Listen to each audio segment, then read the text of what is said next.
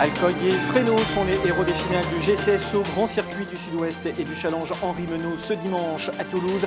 Nous serons dans quelques instants avec Frédéric Menanto de Dinavena Maïzagri, Denis Brossard et Christophe Feit. Le Sud-Ouest cartonne à Auteuil du côté des jockeys. Bertrand Lestrade remporte le prix Laïe Jousselin. En selle sur le champion docteur de ballon Arnaud Chaillet et Thomas Coutan confirment également la grande réussite de leur tandem au cours de l'automne. Et puis les deux professionnels royannais qui seront également à l'honneur dans l'épisode 3 de notre saga. Ils ont marqué l'année 2020. Au menu également de ce journal, l'actu en bref également, avec notamment le retrait de la compétition de bipolaire, l'agenda de la semaine. Bonjour et bienvenue, c'est le 20h des courses.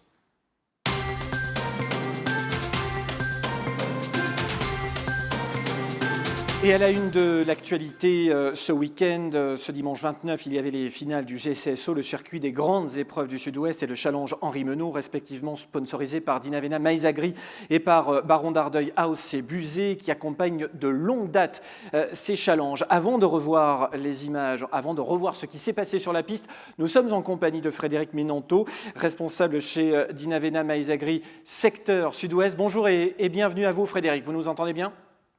Oui, très bien, bonjour. Parfait. Alors, un mot d'abord sur ce partenariat entre la Fédération des courses du Sud-Ouest et ce challenge, ce circuit des grandes épreuves du Sud-Ouest. Comment s'est passé, comment est né ce partenariat ? Eh bien, écoutez, c'était à l'initiative de M. Sémillon, qui est un éleveur de trotteurs, bien que son fils aujourd'hui est président de l'hippodrome d'Agen. Et en fait, le GCSO avait un partenaire qui avait souhaité se désengager. Et à l'époque, M. Sémillon était revenu vers nous parce qu'il utilisait nos produits pour son élevage, pour voir si nous on était intéressés. Donc en fait, l'histoire a démarré comme ça. Nous, on a relevé le challenge, un petit peu au pied levé au départ, mais ça fait 6 ans maintenant. Et avec le plus grand bonheur parce que on a comme interlocuteur des gens adorables, charmants et ça se très bien. Cette année 2020, évidemment, est une année particulière pour nous tous. Quel regard portez-vous sur ce tournoi 2020 ? On a assisté du reste à de très belles finales, même si les représentants du Sud-Ouest ont été devancés. Il n'empêche quand même que ce soit Denis Brossard ou Christophe Feit, ils sont parvenus, Denis Brossard, dans le challenge du GCSO, sont parvenus à monter sur la plus haute marche du podium. Quel est votre regard sur l'édition 2020 ? Alors c'est particulièrement difficile cette année, bien évidemment, avec les deux Covid. Habituellement, j'essaie quand même, dans la mesure du possible, de me rendre pour les remises de prix, etc. Là, c'est vrai que cette année, malheureusement, le public n'étant pas autorisé, c'était un peu plus compliqué. Mais par contre, c'est toujours, encore une fois, très agréable. Le peu que j'ai fait était toujours, ça se passe toujours dans une bonne ambiance. On est toujours très bien reçus par les présidents des hippodromes. Alors, donc c'est une année. Oui, pardon. C'est une année un peu difficile, mais écoutez, c'est pas très grave. On repartira en 2021 avec de l'envie. Il faut l'espérer, effectivement. Qu'en sera-t-il justement de l'année 2021 ? Dinavena Maïzagri va continuer d'accompagner ce circuit des grandes épreuves du Sud-Ouest ? Ou c'est encore en tractation ou pas ? Oui, tout à fait. Si vous voulez, moi j'ai eu une phrase que j'ai tous les ans, parce que tous les ans, si vous voulez, il y a un comité qui se réunit pour savoir quels sont les partenaires pour le GCSO. Et moi, tous les ans, je dis la même chose. Je lui dis, vous savez, nous, on est très fidèles en partenariat et en fait, on partira le jour où vous voudrez plus de nous, tout simplement. Donc, bien évidemment, on est repartant pour cette édition 2021 et les suivantes. On va regarder ce qui s'est passé sur la piste ce dimanche sur l'hippodrome de la Sépierre avec donc cette finale du circuit des grandes épreuves du Sud-Ouest, édition 2020. Merci à vous, Frédéric Menanto. À très bientôt. Avec plaisir. C'est parti. Le 23 septembre dernier, Alcoy n'avait trouvé que Clark Soto pour le devancer sur cette même piste toulousaine. Deuxième, mais le pensionnaire de Vincent Martens trottait tout de même sur le pied de 1,13,7 sur 2950 mètres, son meilleur temps sur le parcours. Troisième du Grand Prix du Centre-Est à Paris, fin octobre, puis sixième dans Groupe 3 à Vincennes. Alcoy n'a trouvé personne pour contester sa supériorité ce dimanche. Venu prendre l'avantage à 1200 mètres du but, le fils de Reddicash ne se laisse jamais approcher. À l'entrée de la ligne droite, Alcoy repart et laisse à distance le reste du peloton, bouclant le parcours des 2950 mètres cette fois-ci sur le pied de 1,14,2. Père Courage, Haribomix prend la deuxième place à 5 dixièmes de son meilleur temps sur le parcours, 1,14,5. Autre belle note, Cap de Narmont, très accrocheur dans la phase finale. Animateur de la première heure, puis relayé par Alcoy. Cap de Narmont termine dans le sillage d'Haribomix et parachève ainsi une très belle année 2020 dans le circuit des grandes épreuves du Sud-Ouest dont il est le lauréat. Ce retour d'Oscar se classe 4e devant Euleska Berry. Voilà donc pour cette finale sur la piste disputée cette année sur la piste de Toulouse. On va regarder ensemble le classement définitif de ce GCSO édition 2020 Cap de Narmont. Je viens d'en parler il y a quelques instants, qui termine donc sur la plus haute marche du podium avec 40 points. C'est pour l'entraînement de Denis Brossard. Cap de Narmont qui a été très régulier tout au long de la saison. Il devance Camiros du Goutier pour l'entraînement de Guillaume Rivière et Bunker du Prieuré qui est donc 3e pour l'entraînement de Yannick Henry. Cap de Narmont, donc entraîné par Denis Brossard, qui est avec nous en direct par téléphone. Bonjour Denis. Bonjour. Alors d'abord, félicitations. C'est vrai que le GCSO, c'est une longue aventure tout au long de la saison. Il faut des chevaux très durs, qui ont beaucoup de mental. Et c'est le cas de ce Cap de Narmont. Peut-être une réaction comme ça à chaud suite à cette victoire par points dans ce tournoi, j'allais dire dans cette épreuve, mais dans ce tournoi plus exactement. Oui, bon, une réaction chaude. Le cheval, c'est vrai qu'il a été toute l'année sur le front et il a bien tenu sa partie et il a été opérationnel pratiquement toute l'année, quoi. Quelle est la force de ce cheval finalement il encaisse bien ses courses à chaque fois, physiquement, mentalement. J'ai l'impression que c'est un cheval assez complet, assez parfait, quoi, finalement. Le mental, il est assez parfait. Ouais. Le mental, il est intact et il a un gros moteur. C'est pas un cheval qui a une classe énorme, mais il a un moteur, il a un bon moteur et c'est ce qui fait sa force. Ouais, c'est ce qui fait sa force. Alors c'est vrai que vous remportez ce tournoi. Vous n'avez pas hésité également même à aller titiller les chevaux du GNT. Finalement, avec un cheval comme ça, on peut presque tout se permettre, entre guillemets. C'est un cheval qui a 400 000. Ouais. C'est des chevaux qui sont peut-être un peu barrés par les très bons, mais après, il n'y a pas gros d'écart, donc on peut aller un petit peu partout, oui.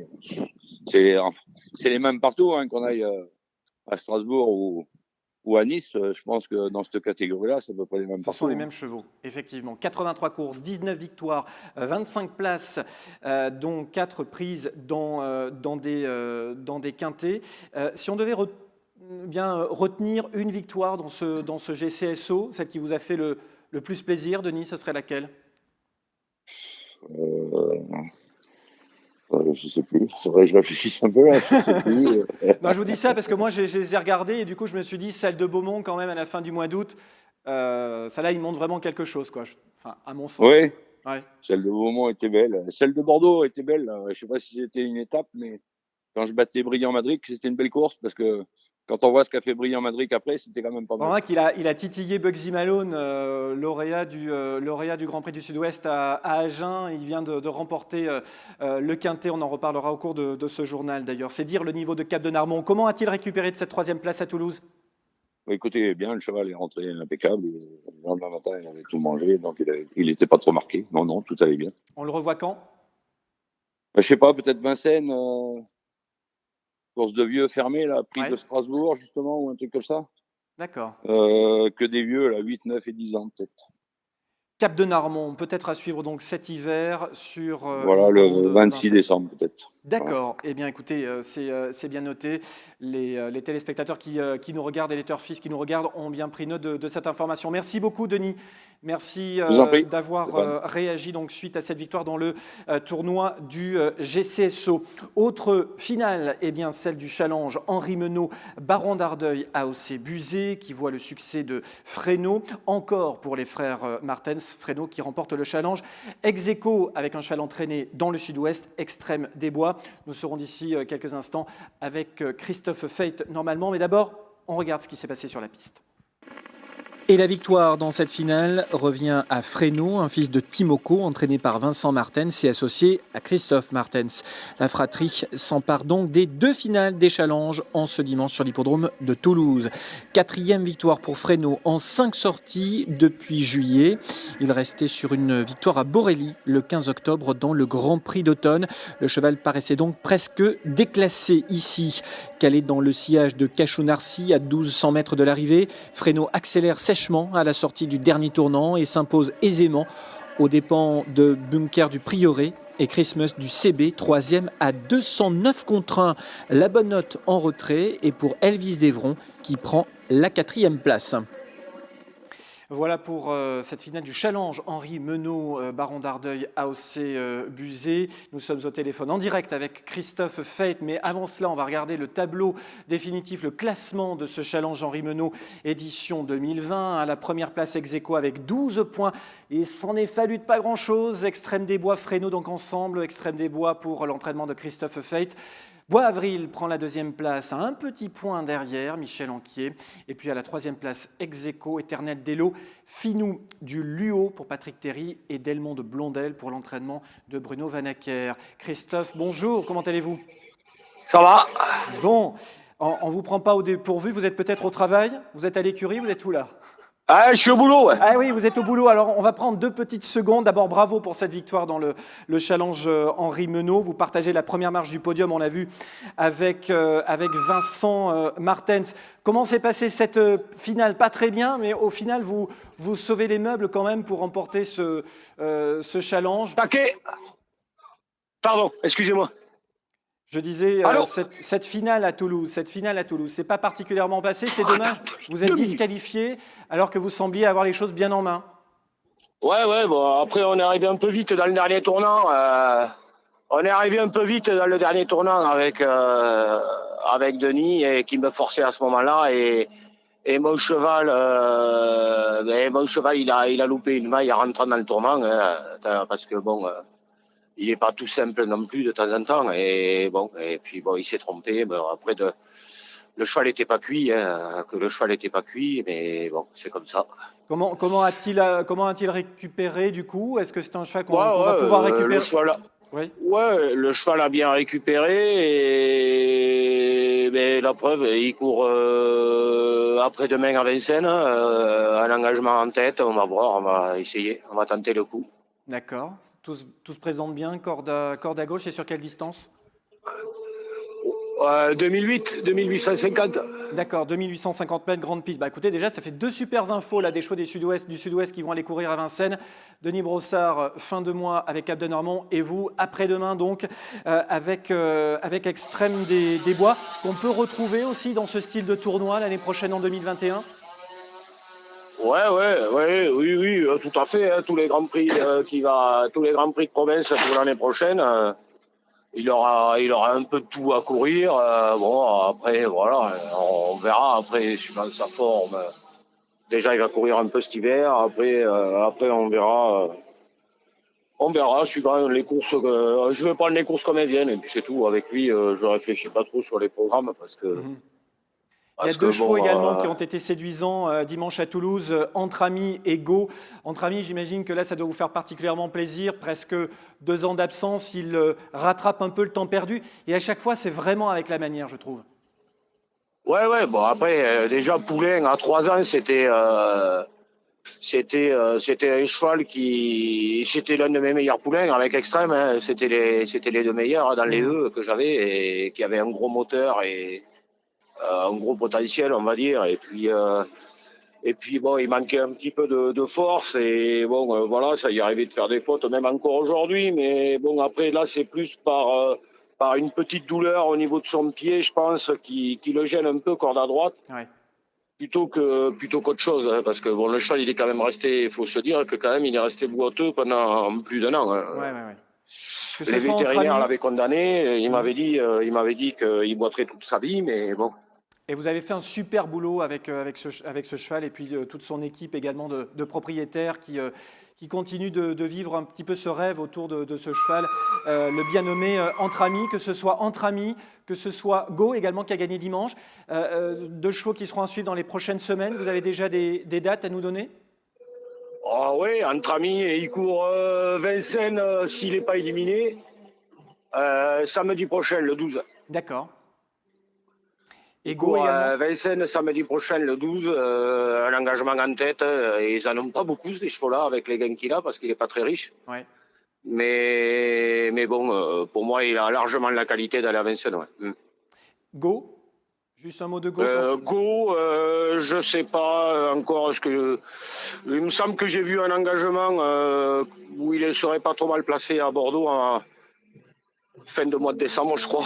Eh bien, écoutez, ça fait plein de bonnes infos. Merci beaucoup en tous les cas, Christophe Hey, d'avoir répondu à nos questions dans ce journal. Entre Amis et Go, il en est question maintenant dans ce sujet. On regarde.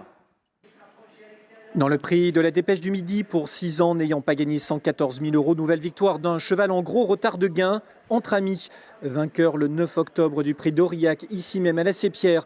Entre Amis rattrape le temps perdu, lui qui avait été absent des pistes de décembre 2017 à février 2020. Cette année, il compte 13 sorties pour 4 victoires et 2 places. Venu aux commandes après un tour de piste, Entre Amis, cette fois bien sage, domine d'un bout à l'autre du parcours. Il tient en respect Étoile de Banville qui finit bien la 2e place. Ce sera la belle note. Autre belle note, Étincelle de Nieuil, 3e. 30 minutes après Entre Amis, Christophe Feit double la mise, cette fois au sulky de Go, qui s'impose dans le prix de Toulouse FM. Épreuve réservée aux seuls 4 ans. 3e victoire en 12 sorties pour ce fils de Colgate Jet et Migraine. Déféré des 4 pieds pour la première fois ce dimanche, Go vient mettre la pression sur l'animateur Golf de CJ à 150 mètres du disque final et le domine finalement assez facilement. La très belle note de la course est à mettre à l'actif de Generous Charm. Le pensionnaire de Jérôme Chavat finit fort à la 4e place. Il sera à reprendre et à suivre pour vos prochains jeux. Mieux que cela, même il était 3e, Generous Charm, dont il sera question tout à l'heure dans les chevaux repérés. Au galop, il y avait des courses également sur l'hippodrome de Toulouse ce 26 novembre. Marie Vélon, 7e au classement des jockeys de plat avec 78 victoires en 2020, s'impose en ouverture de la Réunion en selle sur Narcos. Marie Vélon est la star du moment au galop. Ce jeudi, elle remporte le prix Philippe de Vatrigan, une épreuve réservée aux poulains et pouliches de 3 ans. Appelée en découdre sur la distance de 2000 mètres, elle était en selle sur Narcos. Entraînée par Jean-Pierre Gauvin et portant la casaque de Mathieu Offenstadt, ce fils de Hanodin remporte une 2e victoire consécutive, la 4e en 5 sorties en 2020. Pris en 36,5 de valeur, il va lui falloir boxer dans une autre catégorie désormais, mais son style laisse à penser qu'il peut le faire. Narcos devance ici d'une longueur et demie d'Isincanto pour l'entraînement de Maurizio Guarnieri. Ce sera la bonne note de la course. Mr Sunshine se classe 3e. Passé les 2 handicaps tombés dans l'escarcelle d'Adeline Mérou et Alexandre Gavilan, le prix Ernest Magnon revient quant à lui à Temps du Rêve, associé à Julien Grosjean pour l'entraînement palois de Caroline Bonin. 2e victoire de l'année pour cette fille du champion Gémix. Temps du Rêve s'était imposé dans un handicap à Dax fin août, avant de très bien se comporter à Tarbes à la mi-octobre, derrière l'intouchable Sassandra. Cette dernière devait s'imposer ensuite à Toulouse. La ligne était donc béton pour notre lauréate du jour. Patiente à l'arrière-garde, Temps du Rêve contourne le peloton et prend le meilleur à 200 mètres du but. Elvin Erut 2e et la bonne note de la course, elle qui parvient à s'extirper du peloton pour prendre le premier accessite. Blanc-Buisson conserve une nette 3e place. Les pur sang arabes étaient aux prises dans le prix Ourour, une listette pour poulain et pouliche de 3 ans, disputée sur 2000 mètres. Munir du Soleil, entraîné par Thomas Fourcy, s'offre sa première victoire en 3 sorties publiques. Après avoir débuté à Mont-de-Marsan début septembre par une 3e place, Munir du Soleil s'empare d'une courageuse 4e place dans le trophée des poulains à Saint-Cloud, l'avant-veille de l'Arc et au niveau groupe 1. Sur la piste toulousaine, il fait le job. Munir du Soleil est décalé par son jockey, Julien Auger, dès le tournant final. Puis il prend l'ascendant sur Soko dans la dernière ligne droite. Azam, qui venait de décevoir dans le prix Chéri Bibi au niveau groupe 3, court mieux cette fois et se classe 3e. Voilà donc pour cette réunion toulousaine au galop. On prend maintenant la direction d'Agen qui poursuit également son programme de galop au second semestre. Elistar pour François Plouganou remporte la plus belle épreuve du jour. Le Grand Cross du Gers, édition 2020, apanage de Jonathan Plouganou qui mène à la victoire une pensionnaire de son père, Elistar. Cette jument, désormais âgée de 6 ans, compte 3 victoires en 7 courses dans la discipline du cross. C'est sa 2e victoire consécutive sur le tracé. Elle avait fait sien le 15 novembre le prix de Pons où elle devançait d'un nez sa compagne d'entraînement et de couleur, Diane Dorian. Elistar peut être une bonne recrue pour le prochain meeting de Pau. Elle devance ici Born to be a Queen et Dame Sacrée. En ouverture de la réunion, pour anglo-arabe de 3 et 4 ans, appelé en découdre sur la distance de 2500 mètres, victoire de Kaline de Cajus, portant la casaque d'un permis d'entraîner féru de cyclisme Yann Huguet. Et c'est Guillaume Gadjguet qui mène au succès cette pouliche, fille de Fairplay du Pécos. Après avoir débuté sur cette même piste en mars, Kaline de Cajus n'a fait que progresser jusqu'à cet été où elle a ouvert son palmarès à Dax, battant ce jour-là Horizon d'Estivo, double gagnant depuis. 2e du Grand Prix des Pouliches à 37,5% à Tarbes le 25 octobre dernier. Kaline de Cajus découvrait un engagement favorable. Elle devance ici Féjoa du Pécos et Prince Dumas qui prend la 3e place. Enfin, dans le prix d'Aiguillon, 6e épreuve du programme, course à réclamer pour chevaux âgés de 5 ans et au-dessus et disputée sur les haies. Signalons la 4e victoire de rang du pensionnaire de Jean-Luc Pelletan, Ri, lequel venait de gagner sur la piste de Nîmes, mise en steeple. Le fils de Lindazlad, associé à David Lezo, devant une demi-longueur, Grete Paul. One Way prend la 3e place à distance. Allez, on va regarder maintenant le tableau des chevaux repérés. On a vu plein de belles choses, notamment avec la Réunion toulousaine, celle d'Agen également, qui a été riche d'enseignements, mais surtout chez les trotteurs. Generous Charm, je vous en parlais tout à l'heure. Entre amis, alors là, notez-le bien, en gras sur vos tablettes, si vous regardez le replay de ce journal, puisque ce cheval va donc courir à Vincennes, Étoile de Banville, Étincelle de Nyon, qui en fait partie également des belles notes en retrait, tout comme Elvis d'Evron. N'hésitez pas à aller voir tous les replays sur les différents site. Et puis du côté du galop, Temps du rêve, Dizincanto également qui se comporte très bien sur l'hippodrome de Toulouse. Et puis en ce qui concerne les épreuves de cross, Elistar qui est sur la bonne rampe de lancement. On l'a vu sur le cross à Agen. Et puis également à Auteuil ce dimanche 29, une nouvelle fois les chevaux du sud-ouest ont fait feu de tout bois. Ils ont su se mettre en évidence. Les jockeys aussi, Bertrand Lestrade, entre autres, qui est désormais le jockey attitré de Docteur de Ballon. Il remporte le prix Laïc Jousselin, qui était la plus belle épreuve du programme. Docteur de Ballon qui réalise le doublé Grand Steeplechase de Paris, prix Laïc Jousselin, qui n'avait plus été réalisé depuis 1997. Exploit réalisé par un certain Al Capone 2. Docteur de Ballon, toujours plus haut, toujours plus fort dans le prix Laïc Jousselin, sous la selle d'un Bertrand Lestrade, littéralement sous le charme. Le pensionnaire de Louisa Carbery fait sensation ce dimanche à Auteuil. Attentiste à l'arrière du peloton dans une course emmenée par Cobra de Larrey, Roxinella, Feu Follet ou encore Figuero. Docteur de Ballon se tient en retrait puis se cale dans le sillage du pensionnaire de François Nicole dans le tournant final avant de se lancer à la poursuite de Feu Follet. Le pensionnaire de Guillaume Macaire est le premier à lancer des hostilités, mais il ne peut rien contre le dernier vainqueur du Grand Steeple. Réaccélérant tout en s'allongeant, jetant loin les antérieurs, le partenaire de Bertrand Lestrade terrasse le représentant Pilarski. Il laisse Feu Follet à 1 longueur et demie. Le Nicole Figuero est donc 3e devant le pensionnaire d'Arnaud Chaillet-Chaillet. Bébé d'or, une arrivée quasiment 100% sud-ouest. Le Primorgex, de son côté, est l'apanage de grandeur nature pour le tandem Arnaud Chaillet-Chaillet-Thomas Coutan. Le fils de l'Ordre du Sud compte désormais 1 victoire et 3 places, le tout en 10 sorties.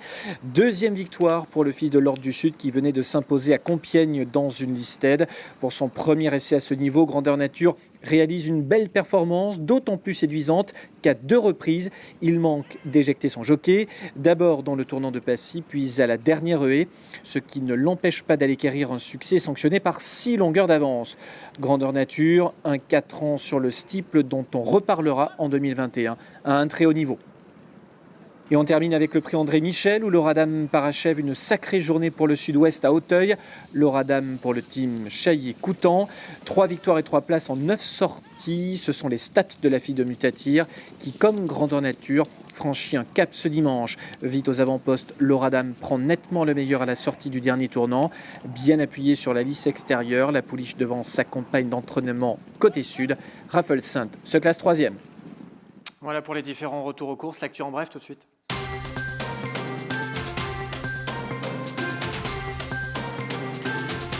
Et le champion bipolaire, eh bien, qui fait la une aussi de l'actualité en bref, puisqu'il se retire de la compétition. C'est ce qu'on a appris cette semaine. On le revoit en lice dans le prix Laïc-Jousselin lors de sa victoire de l'année dernière, le 3 novembre 2019. Le champion quitte donc les box de François Nicole pour aller couler une retraite heureuse chez son éleveur, Thierry Cyprès, dans la Nièvre. Mais Jacques Détré a appris à nos confrères du Parisien qu'il avait prévu de l'envoyer de temps en temps à la mer à Royan. Voilà, bonne retraite.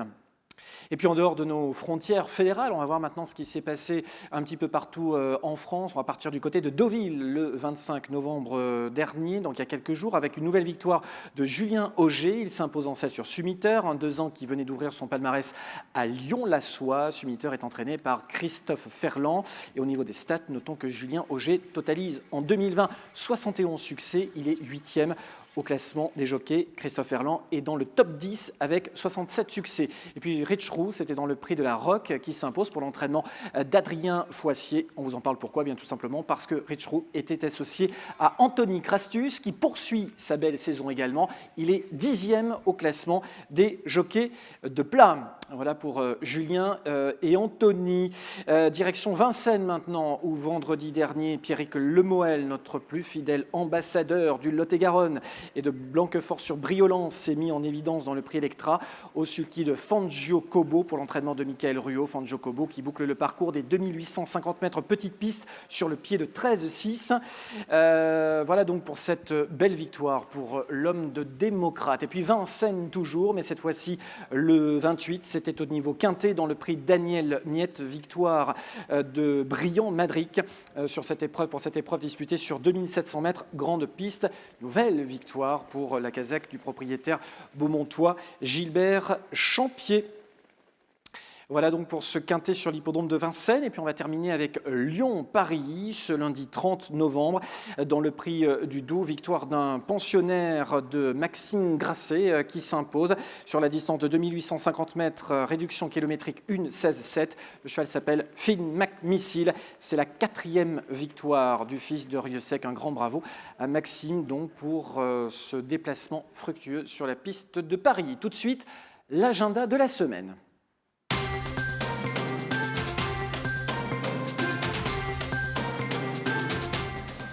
Plein de choses à vous dire pour la semaine qui arrive. Soyez bien attentifs à tout ce qu'on va vous dire. On va démarrer donc samedi 5 décembre avec le coup d'envoi de la saison des courses de Pau. 24 réunions jusqu'à début février. Et là donc samedi, il y aura 8 courses à obstacles, réunions premium, donc diffusées sur Equidia, je vous le rappelle. On prendra ensuite la direction de Toulouse le lendemain, le 6 novembre, avec notamment le prix Max Sicard, dernière étape du défi du galop. Et puis Grenade au trot et Bordeaux également au trot à 13h15 pour une épreuve en CSI, donc course sur Internet. Le meeting de Pau également qui se poursuivra un petit peu plus tard dans la semaine. On reviendra à partir du 8. Regardons ce qui se passe du côté de Pau avec 2 grands temps forts. On va revoir les images de l'année dernière. Il y avait tout d'abord le prix Hubert de Navaille. On vous en parle bien tout simplement parce que c'est le coup d'envoi. C'est la première épreuve préparatoire au Grand Cross de Pau-Réverdy. Vous revoyez ici les images de Net Lady. À noter que Hector de la Jeunesse alignera dans cette épreuve. Unique est un fils de Vision d'État qui avait gagné 3 fois la saison passée. Il sera sans doute l'un des favoris de ce Grand Cross. En tous les cas, il sera peut-être le favori du prix Hubert de Navaille. Puis du côté du Comte de Saint-Cricq, déjà du prix Comte de Saint-Cricq, eh bien, on a fatalement déjà le Grand Prix de Pau en tête. Vous revoyez la phase finale l'année dernière où le champion forcing était battu dans les toutes dernières foulées. Le prix Comte de Saint-Cricq qui sera l'un des 2 temps forts de la Réunion samedi sur l'hippodrome de Pau. Et puis donc à Toulouse, je vous l'ai dit, à Toulouse, il y aura notamment ce prix Max Sicard remporté l'année dernière par Caravaggio. Nous revoyons les derniers mètres de ce prix Max Sicard remporté par Caravaggio comme de coutume. Le peloton est allé complètement à l'extérieur. Le défi du galop, 18e et dernière étape. Et comme de coutume, depuis la création de ce tournoi, on termine avec la Sépierre. Ils ont marqué l'année 2020, un tandem qui fait feu de tout bois depuis ces dernières semaines, depuis ces derniers mois. Arnaud Chaillet, Thomas Coutan, un duo de choc à Auteuil. Nous sommes le 17 octobre à Auteuil. Thomas Coutan est en selle sur Fantastic Sivola dans le prix Montgomery. À 23 ans et un mois après avoir perdu sa décharge à Pompadour, Thomas Coutan s'offre avec ce pensionnaire d'Arnaud Chaillet-Chaillet son premier groupe. Le lendemain même de ce fabuleux week-end, il s'offre le prix Georges de Taloérois, groupe 2, en selle sur Télème. Ce même Télème qui écrasera l'opposition de sa supériorité 2 semaines plus tard dans le prix Cambacérès. Thomas Coutan entrant alors dans le cercle des jockeys vainqueurs de groupe 1. Sur la rampe de lancement, plus rien n'arrête le jeune homme dans sa course effrénée. Le 1er novembre, il triomphe dans le Grand Steeplechase de Compiègne en selle sur Matt Fogg au niveau groupe 2.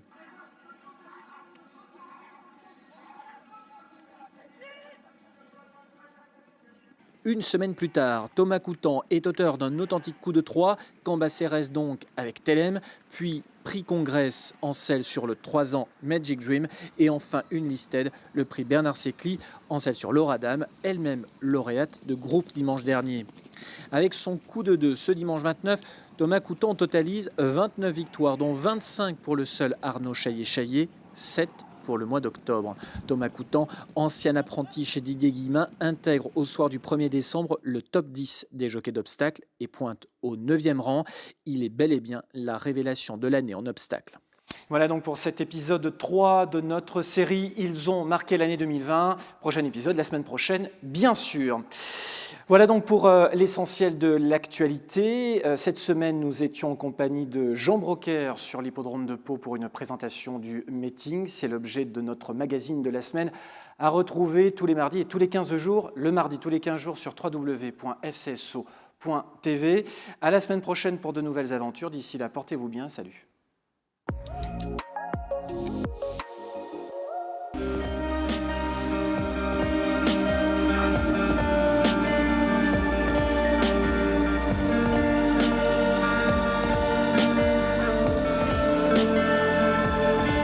Jean Brocker, directeur de la Société des courses des Pyrénées-Atlantiques qui regroupe entre autres l'hippodrome de Pau, du Pont-Long et le centre d'entraînement Domaine de Cers. Alors la Société d'encouragement des Pyrénées-Atlantiques, c'est la CEPA.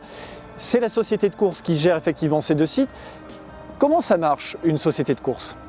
Une société de course, elle est avant tout là pour proposer des structures pour que les chevaux s'entraînent, mais également et surtout un hippodrome, lieu du sport. Voilà, donc notre travail c'est de proposer de la sécurité, des pistes, des infrastructures, une organisation afin que puissent se courir l'ensemble des courses proposées par le calendrier national France Gallo et en lien aussi avec la Fédération des courses. Quelles sont les spécificités de l'hippodrome de Pau ? C'est quoi l'outil ? L'outil, je pense avant tout, c'est son terroir, c'est sa terre. Aujourd'hui, il y a peu d'hippodromes en obstacle qui pourraient se permettre de courir 25 réunions de course en 2 mois, c'est tous les 3 jours. Donc la piste arrive à supporter ça, c'est ça son secret. Et puis c'est un plateau qui permet aussi d'avoir construit des parcours de cross et donc il y a une richesse et une diversité de parcours, d'obstacles qui permet d'avoir des haies, du steeple et du cross. Alors certes, Jean, il y a tout l'accueil des chevaux pendant ce meeting, mais également de tout le personnel. C'est une vraie ruche en définitive ici pendant l'hiver. Oui, une ruche, une fourmilière. Déjà, il y a 400 personnes qui vivent au quotidien sur le domaine de Cers avec tous les entraîneurs, c'est plus d'une vingtaine. Et également donc, cette quinzaine d'entraîneurs qui vont arriver, y compris avec les salariés, dans le respect des règles sanitaires actuelles. Et donc qui vont vivre pendant 2 mois ici. Donc on va mettre à disposition plus de 400 box qui ont été paillées, organisées par les équipes, une dizaine de personnes qui travaillent au quotidien ici. Et donc chacun sait où est-ce qu'il va habiter, vivre, fonctionner. Il faut savoir quand même que les entraîneurs qui viennent en meeting, c'est très rare qu'il y ait un nouvel entraîneur qui vienne en meeting. Ils connaissent déjà les infrastructures et donc notre travail c'est de mettre à disposition ces infrastructures pour qu'ils puissent tout de suite avoir des repères et être compétitifs pour ensuite aller aux cours.